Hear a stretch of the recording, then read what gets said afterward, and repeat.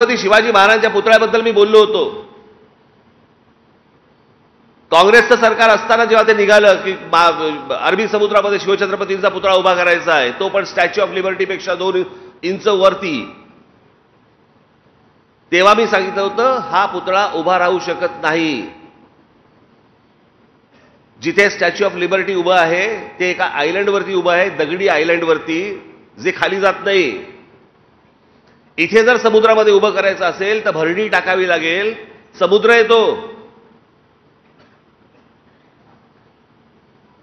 आणि अशा प्रकारची भरणी टाकून जर समजा अशा प्रकारचं स्मारक करायचं असेल, आज या क्षणाला त्याला किमान 25 ते 30 हजार कोटी रुपये लागतील, कमीत कमी। मी म्हटलं रे, शिवछत्रपतींच्या आमच्या राजाची खरी स्मारक हे गडकिल्ले आहेत।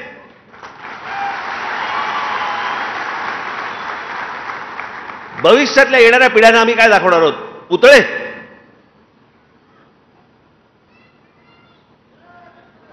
आमच्या राजाने केलेलं जे काय म्हणू आपण त्याला, त्यांचं यश, कर्तृत्व, त्यांचं मोठेपण, हे सगळं त्या गडकिल्ल्यांवरती आहे। तो इतिहास आहे आपला।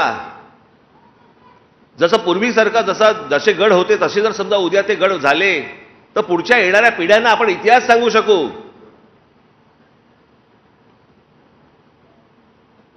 आज किती वर्ष झाली तो पुतळा उभा राहायचा आहे। काँग्रेस होती तेव्हा पण तेच सांगत होते, भाजप शिवसेना आली पण तेव्हा पण तेच सांगत होते, आताही तेच सांगतायत। तेवढ्यामध्ये वल्लभभाई पटेलांचा होऊन गेला, पण तो समुद्रात उभा नाही राहू शकत। मी तुम्हाला सांगतोय, हे नीट विचार करून सांगतोय, कोणाला तरी विचारून सांगतोय। मला तुम्हाला फक्त एवढंच सांगायचं आहे, हे ज्या प्रकारच्या भूलथापा देऊन जाती जातीमध्ये विष घालवून तुमच्याकडनं जी मतं ओरबडून घेतात ना, आणि ज्या प्रकारची प्रतारणा जे तुमच्याशी करतात, ही मला असं वाटतं तुम्ही ओळखणं गरजेचं आहे, आवश्यक आहे।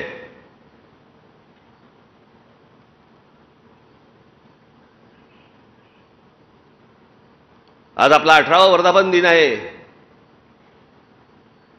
या 18व्या वर्धापन दिनाच्या निमित्ताने आपण फक्त एक शपथ घेऊया की जे जे काही शक्य असेल ते मी या महाराष्ट्रासाठी करीन।